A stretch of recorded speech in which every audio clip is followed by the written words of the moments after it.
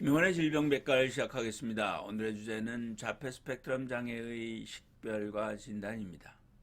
첫 번째 질문입니다. ASD에 대한 위험 식별입니다. 가벼운 증상이나 평균 또는 평균 이상의 지능을 가진 아이는 사회적 언어 또는 개인적 경직성의 차이가 기능에 영향을 미치는 학령기까지 증상이 식별되지 않을 수 있습니다. 나중에 ASD 진단을 받는 일부 아이들은 처음에는 조숙한 언어, 읽기 또는 수학 능력을 가지고 있는 것으로 여겨지며 학교의 사회적 요구가 있을 때 비로소 사회적 언어 증상이 문제가 됩니다. 또한 여아들은 증상의 강도가 더 낮고 외부화 행동이 더 적을 수 있다고 제안되었습니다. 이러한 차이는 부분적으로 여아들에게 과소 진단을 초래할 수 있습니다. 특정 공정질환은 임상의가 유아기 ASD 증상을 인식하는 것을 방해할 수 있습니다. 예를 들어 1차 진료에서 처음에 ADHD로 확인된 아이는 ADHD의 초기 증상이 없는 아이와 비교하여 3년 후 ASD로 진단되었음을 한 연구가 밝혔습니다. 사회적 기술의 결핍이 있는 더 나이든 아이에 대한 식별과 소개는 초등교육 및 학교 환경에서 사용하기 위한 테스트로 정확하고 간단한 선별을 개발함으로써 촉진될 것입니다. 인구 감시 데이터는 아프리카의 미국인과 히스패닉계 아이의 진단 연령이 늦어진 것을 보여주며 다른 건강 요구가 충족되지 않은 그룹에서 진단을 위한 선별 및 모니터와 의뢰 장벽이 있음을 시사합니다. 인종, 민족 및 사회 경제적 계층은 낮은 수준에서 ASD에 대한 일상적인 선별 테스트의 정확도에 영향을 미치지 않았습니다.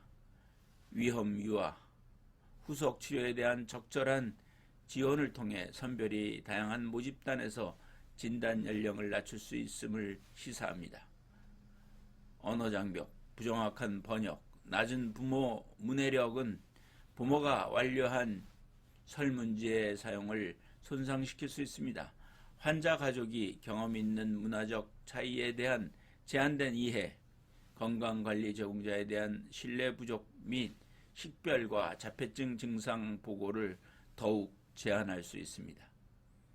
주요 언어가 영어가 아니며 ASD 증상 보고를 제한할 수 있는 문화적 장벽에 민감한 개인의 모집단을 위해 선별 도구를 설계해야 합니다. 두 번째 질문입니다. 진단평가입니다. 일단 아이가 선별 또는 모니터를 통해 ASD 진단의 위험이 있다고 결정되면 임상진단평가와 아이의 나이에 대한 조기 중재 또는 학교 서비스를 위한 시기적절한 소개가 이루어집니다. ASD 진단이 있든 없든 발달 지연이 있는 아이는 조기 중재를 고려해야 합니다. 인지 및 언어 검사가 완료될 수 있는 학교 서비스는 없습니다. 1차 진료 제공자는 ASD 진단을 위한 발달 상태 평가와 평가의 중요성을 가족과 논의하고 가족이 지역사회 자원과 연결하는 것을 포함하여 프로세스를 탐색하는 데 도움을 주어야 합니다. 소득이 낮거나 언어 장벽이 있는 가정은 다음 단계를 밟기 위해 추가적인 관심이 필요할 수 있습니다.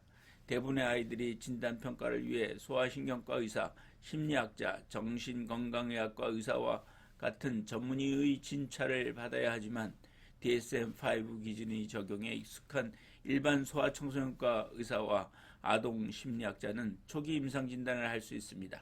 임상진단을 받는 것은 서비스 개시를 촉진할 수 있습니다. 이때 ASD 진단을 위해 사용할 수 있는 실험실 검사가 없으므로 아이의 행동력에 대한 세심한 검토와 증상에 대한 직접적인 관찰이 필요합니다. 진단 기준을 충족하기 위해서는 증상이 기능을 손상시켜야 합니다. 언어, 인지 및 적응 능력과 감각 상태에 대한 공식적인 평가는 진단 과정의 중요한 구성 요소입니다. 숙련된 임상의조차 ASD의 증상을 정확하게 인식할 수 있는 기회를 짧은 임상 방문으로 놓칠 수 있습니다. 정확한 과거력은 개인에 대한 종적 경험을 반영하고 증상이 가족, 동료 및 학교 환경에서 기능하는 능력에 미치는 영향을 반영해야 합니다. 이 과거력은 환자와 보호자와의 인터뷰, 다른 환경, 예를 들어 학교에서의 행동에 대한 보고서 및 공식적인 테스트 동안의 행동에 대한 설명을 통해 얻을 수 있습니다. ASD 증상의 과거력은 SCQ와 SRS, Social Responsiveness Scale과 같은 설문지에 의해 뒷받침될 수 있습니다. 이러한 설문지 중 어느 것도 ASD 진단을 내리기에 충분하지 않지만 모두 ASD 증상을 유도하기 위한 구조적 접근법을 제공합니다. 일부 임상 및 연구 환경에서 ASD와 관련된 행동은 장기적이고 반구조적인 부모 인터뷰인 자폐증 진단 면담 개정판, 즉 ADIR을 통해 보고됩니다. ASD 진단 기준을 적용하는 데 지식이 풍부한 임상의를 지원합니다. SCQ는 ADIR과 유사한 정보를 간략한 설문 형식으로 도출할 수 있도록 설계되었습니다. SRS는 ASD에 대한 보다 완전한 평가 일환으로 연속해서 자폐성 형질을 측정하는 데 사용될 수 있는 65개 항목의 설문지입니다. 높은 점수는 ASD 증상의 더 큰 심각도뿐만 아니라 지적장애, 의사소통의 어려움 및 행동 문제에서도 볼 수 있습니다. 임상평가 중 ASD 증상의 구조적 관찰은 DSM-5 기준의 진단 적용을 알리는 데 도움이 됩니다.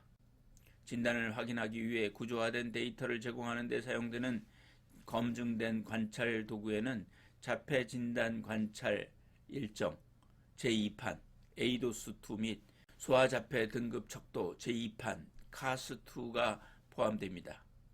단일 관찰 도구는 모든 일상 설정에 적합하지 않습니다.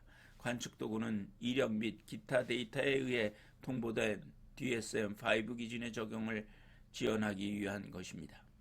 에이도스2는 전형적인 사회적 언어와 행동을 유도하기 위해 개발되었습니다. 에이도스2의 경우 모듈은 유아부터 성인까지의 연령대에 걸쳐 사용될 수 있도록 특화되어 있습니다. 에이도스2는 정확한 관리와 점수를 얻기 위해 집중적인 교육이 필요하며 관리하는 데 30분에서 45분이 소요됩니다. 그것은 종종 연구와 임상평가의 구성 요소입니다. 에이도스2에서 얻은 정보는 임상의가 증상으로 인한 동료 상호작용, 사회적 관계 및 기능장애의 이력과 함께 DSM-5 기준이 충족되는지 여부를 결정하는 데 사용됩니다. 카스2는 임상의가 ASD의 임상 진단을 지원하기 위해 사용할 수 있는 또 다른 구조화된 접근 방식입니다. 임상의는 이력과 관찰에 기초한 15점 척도를 완성합니다. 에이도스2, 카스2 및 SRS, 부모 및 교사는 모두 확인된 사례의 약 절반에서 유사하게 아이를 평가합니다. 자폐증을 진단하도록 훈련된 임상의와 DSM-5 진단 기준을 알기 위한 관련 조건에 대한 과거 정보와 객관적 관찰의 통합은 진단평가의 중요한 요소입니다. 가톨릭대학교 의정부 성모병원 소아청소년과 김영은 교수였습니다.